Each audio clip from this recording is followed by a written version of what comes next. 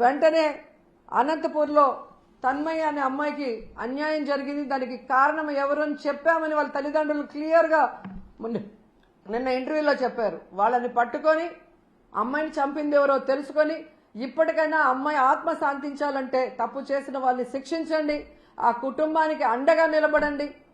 అలాగే పరిటాల సునీత గారి నియోజకవర్గంలో ఒక అమ్మాయిని ఇన్ని నెలలుగా రేప్ చేస్తుంటే మరి ఆమె ఏం చేస్తుందో నాకు అర్థం కావట్లేదు. ఒక మహిళగా ఎమ్మెల్యేగా ఉండి తెలుగుదేశం పార్టీ వాళ్ళని క్లియర్ కట్గా పేర్లతో కూడా ఇచ్చారు. వాళ్ళని అరెస్ట్ చేసి వాళ్ళని కఠినంగా శిక్షించాలి.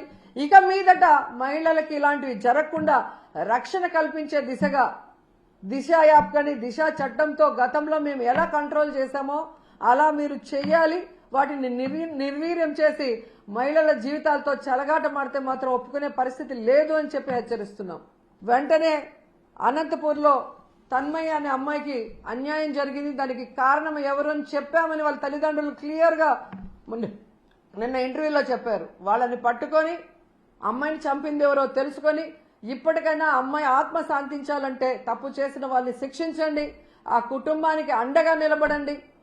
అలాగే పరిటాల సునీత గారి నియోజకవర్గంలో ఒక అమ్మాయిని ఇన్ని నెలలుగా రేప్ చేస్తుంటే మరి ఆమె ఏం చేస్తుందో నాకు అర్థం కావట్లేదు. ఒక మహిళగా ఎమ్మెల్యేగా ఉండి తెలుగుదేశం పార్టీ వాళ్ళని క్లియర్ కట్గా పేర్లతో కూడా ఇచ్చారు. వాళ్ళని అరెస్ట్ చేసి వాళ్ళని కఠినంగా శిక్షించాలి.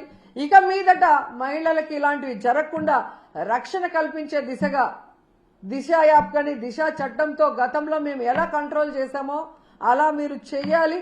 వాటిని నిర్వీర్యం చేసి మహిళల జీవితాలతో చెలగాట మాడితే మాత్రం ఒప్పుకునే పరిస్థితి లేదు అని చెప్పి హెచ్చరిస్తున్నాం.